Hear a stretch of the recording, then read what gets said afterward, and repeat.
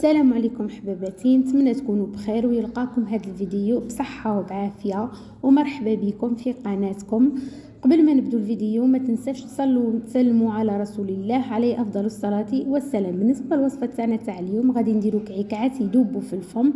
بالنسبة للمقادير اللي نحتاجوهم، نحتاجو 500 غرام تاع الفرينة، رطل تاع الفرينة، نحتاجو ملعقة تاع لافاني، رشة نتاع الملح، وملعقه كبيره نتاع سكر رطب سكر كلاص. هنايا نخلطوا النواشف تاعنا كامل مع بعض مليح، ونزيد نضيف عليهم 250 غرام نتاع السمن اللي يكون دايب وبارد كما رانا نشوفوا هنا. خلينا حتى يبرد، راه كي البوماد نستعملوه بهذه الطريقه. هنا هاد الكعكات يجوا معانا طريين ويجوا يذوبوا في الفم، ننصحكم تجربوهم بهذه الطريقه وما تندموش عليهم. هنا نبدا نبسس في العجينه نتاعي كما رانا نشوفوا، باش كامل المكونات تاعنا يتجانسوا وتتبسس لنا الفرينه تاعنا بالكامل. هنا نخلطوا مليح. هاد الوصفه ناجحه 100% وناجحه من اول تجربه، ننصحكم تجربوها وتجي تذوب ذوبان. وصفه ولا اروع، والمقادير تاعها بسيطه كما رانا نشوفوا. هنايا نحاول نبسوا كما قلنا الفرينه تاعنا مليح.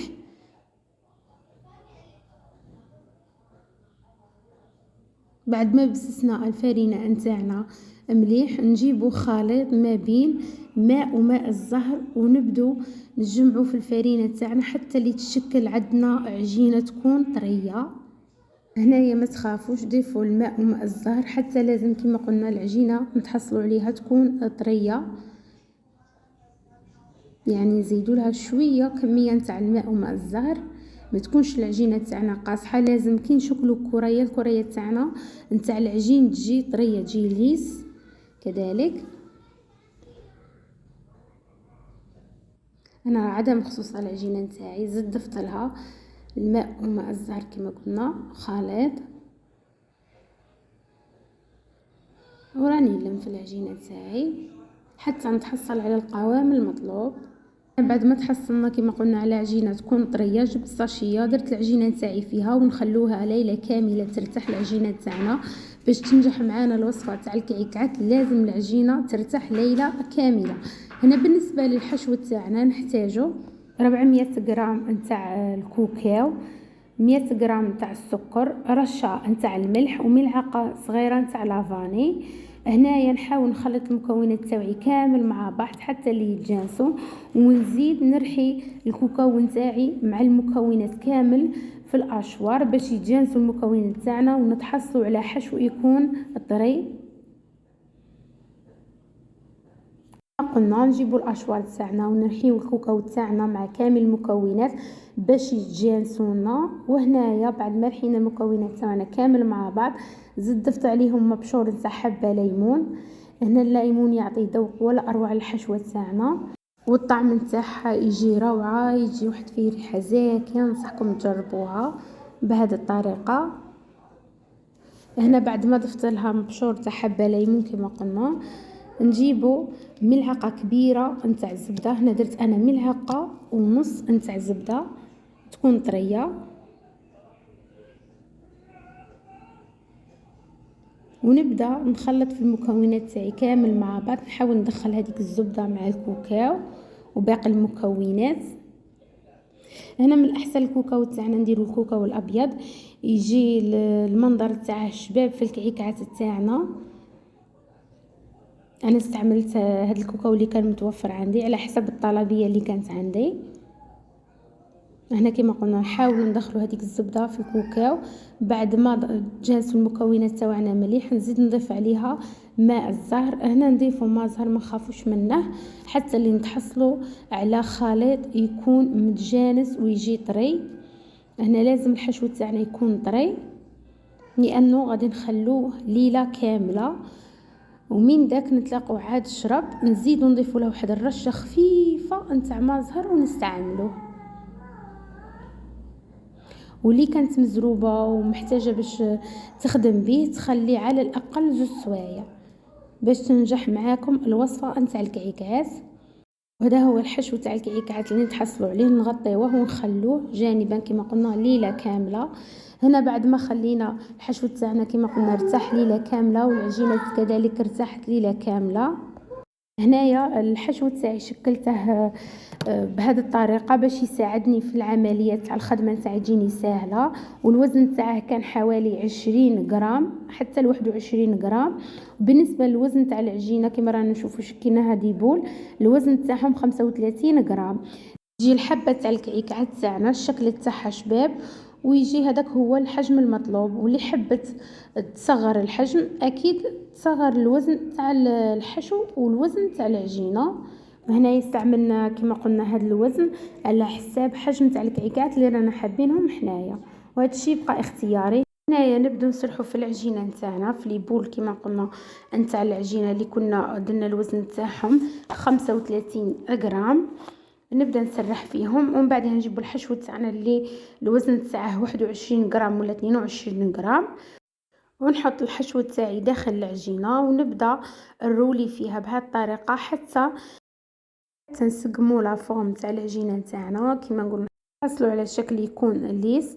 هنا جبت ساشيه وبديت نحط فيها العجينه نتاعنا بعد ما كنا روليناها. وهنايا نكرروا نفس العمليه مع العجين اللي راه متبقي عندنا حتى نكملوا كامل الكميه اللي راها عندنا. انا زدت حليت واحده اخرى معكم.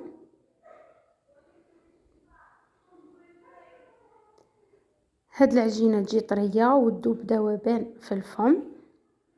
ننصحكم تجربوها.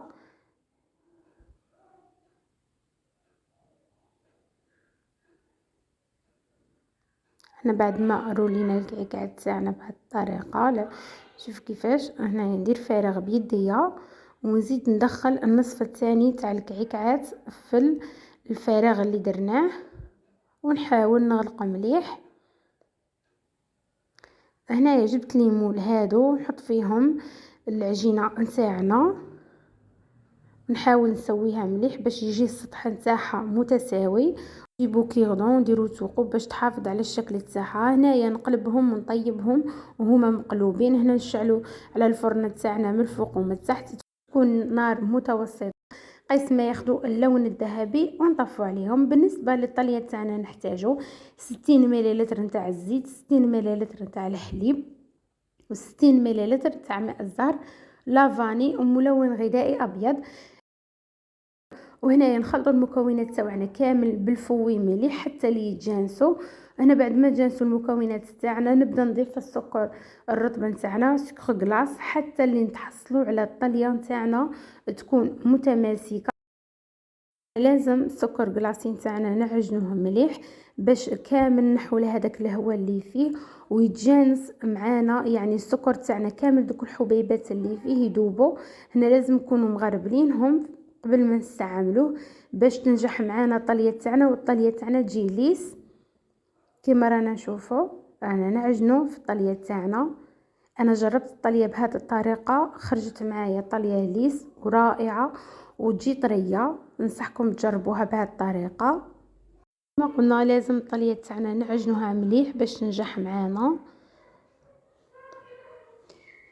بعد ما عجناها مليح كما قلنا نضيف عليها حوالي 30 ملل نتاع عصير الليمون ونبدا نلم في الطليه نتاعي مع عصير الليمون حتى نتحصلوا على القوام المطلوب. هنا اذا شفنا الطليه نتاعنا القوام تاعها جا ما خفيف ما ثقيل هذاك هو القوام المطلوب ما نزيدش نضيف عصير الليمون. واذا شفنا الطليه نتاعنا راهي عاده ثقيله نزيد نضيف لها شويه مع عصير الليمون حتى نتحصلوا على القوام المطلوب. هنا ما لازمش الطليه تاعنا تكون خفيفه باش تغطي لنا كامل حبات تاع الكعكات نتاعنا وما لازمش تكون ثقيله باش ما تجيش الطبقه نتاع الطليه نتاعنا تجي غليظه في الكعكات وما يجيش الذوق نتاعها شباب. على ذلك لازم هنا نخلطوا ونشوفوا حتى نتحصلوا على القوام المطلوب كما قلنا. وهنايا هذا هو القوام تاع الطليه نتاعنا المناسب كما رانا نشوفوا. هنا نغطي الطليه نتاعي ونخليها جانبا ترتاح لمده 2 سوايع ومن بعد عاد باش نخدم بها.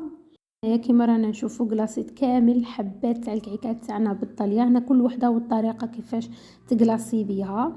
باش ما يجيش الفيديو نتاعنا طويل ما وريتكمش طريقه كيفاش كلاصيتهم. هنا كيما قلنا كل وحده وكيفاش تكلاصي الحبات تاع الكعكات تاعنا.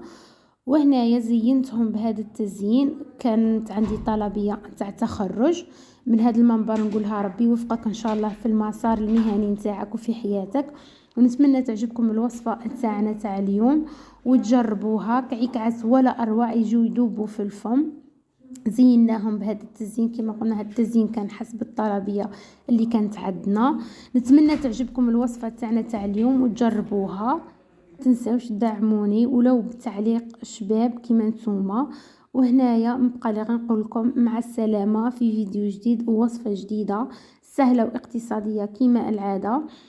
ومن هذا المنبر رحب بالمشتركين الجدد اللي اشتركوا في القناه، نقول لهم مرحبا بكم، كبرتوا لمتنا وكبرتوا عائلتنا. واللي مازال ما اشتركش نقول لهم ما تنساوش تفعلوا زر الجرس وتشاركوا في القناه ليصلكم كل جديد فضلا وليس امرا.